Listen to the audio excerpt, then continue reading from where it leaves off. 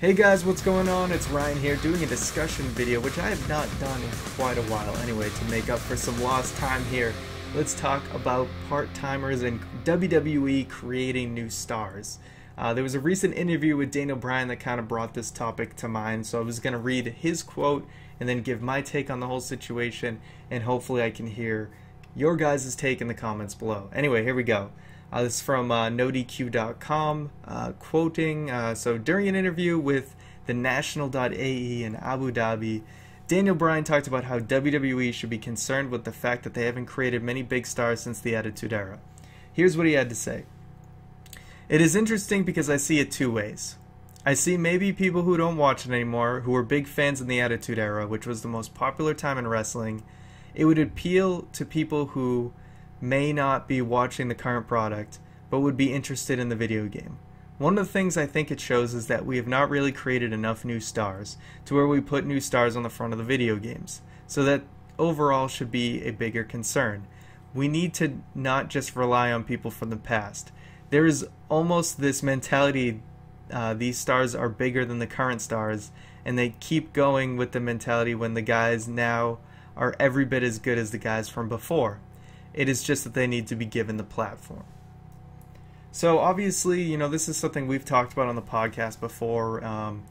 WrestleMania especially, and now we're seeing with SummerSlam that, you know, we have Sting, we have Triple H, we have The Undertaker, we have Brock Lesnar, we have The Rock. All these guys taking up WrestleMania spots. You got SummerSlam with Brock Lesnar versus The Undertaker as the last match. You know, what's the message you're sending? It's basically that these guys are more important than the other guys.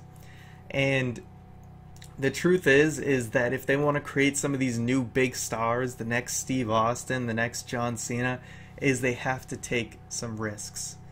And the thing is, from WWE's standpoint, why take the risks? You know, the company's doing fine, as far as we know. I can't confirm that, but I assume things are going well. You know, the meter's staying in the green, and it's just kind of steadily staying in the green. Maybe it's dipping a little bit every year, but it's still, you know, on the steady course. It's not like it was in WCW versus WWE, the whole Attitude Era thing, where basically it was win or die, you know. Winner take all, essentially, and they had to make moves, they had to take risks, they had to do these crazy things, they had to make new stars to be more popular than the other guy. But when you have no competition and you can rely on people from the past, you're going to keep that meter in the green, pleasing the stockholders and all that, unless you have to do something. So I think that's partly why we're just not seeing WWE take any risks, because their back is not against the wall. They're just kind of being the steady company that they are, and they're gonna have the people that they have. And when they can't rely on Brock Lesnar, The Rock, The Undertaker, Triple H, Sting, when they can't rely on any of those guys anymore, that's when they're going to have to. That's when they're gonna have to make new stars. Until then, I don't see them taking too many risks. I think there could be a compromise where maybe you cool it on the part-timers. You know, maybe you have The Rock show up at this year's WrestleMania, but that's it. And The Rock's not in the main event. You give him, you know, you put him on upper middle of the show, something like that, so that you can show that the guys the guys who are main eventing, these are the guys you should be paying attention to.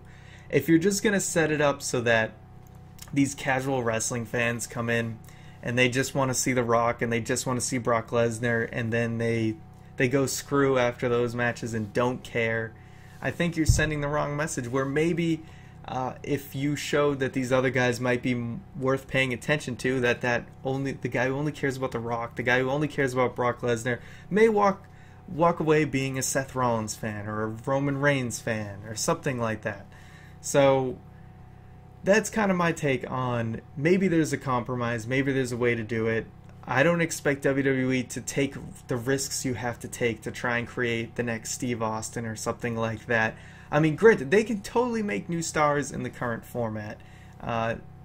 Very much like Bryan said, they kind of have to just give them that respect, make them feel important.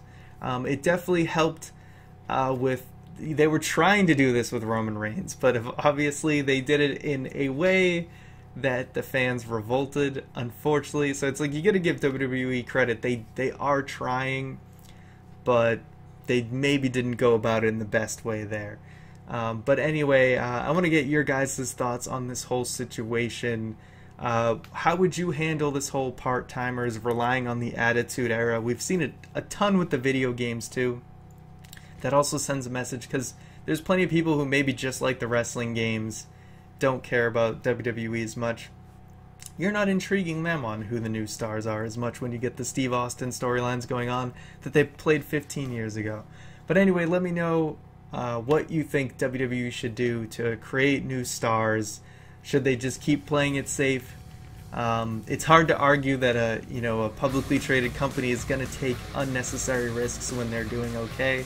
But anyway, your thoughts nonetheless. I look forward to reading them. Don't forget to check out the podcast every single Tuesday, and hit the subscribe button on this channel if you haven't already.